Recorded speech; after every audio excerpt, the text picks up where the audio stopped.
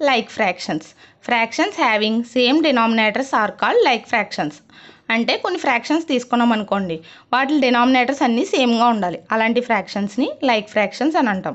Example చూడండి, 1/4, 5/4, 3/4 etcetera ఇలా తీసుకున్నాం. వీటిలో అన్నిటిలో డినామినేటర్స్ చూడండి ఈక్వల్గా ఉన్నాయి, 4, 4, 4.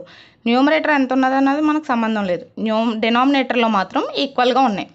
ఇలా ఈక్వల్గా ఉన్న ఫ్రాక్షన్స్ని లైక్ ఫ్రాక్షన్స్ అని అంటాం. Next unlike fractions. Fractions having different denominators are called unlike fractions. ఫ్రాక్షన్స్కి డిఫరెంట్ డినామినేటర్స్ ఉంటే వాటిని అన్లైక్ ఫ్రాక్షన్స్ అని అంటాం. చూడండి, for example 4/5, 6/7, 8/9 and so on.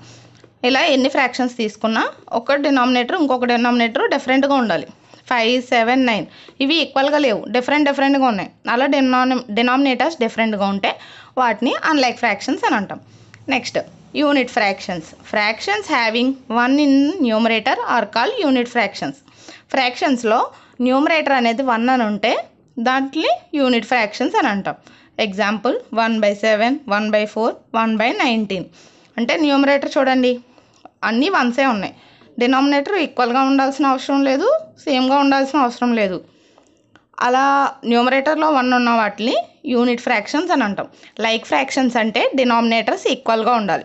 Unlike fractions అంటే డినామినేటర్ డిఫరెంట్గా ఉండాలి. యూనిట్ ఫ్రాక్షన్స్ అంటే న్యూమరేటర్లో 1 ఉండాలి. ఇలాంటి వాటిని యూనిట్ ఫ్రాక్షన్స్ అని అంటాం.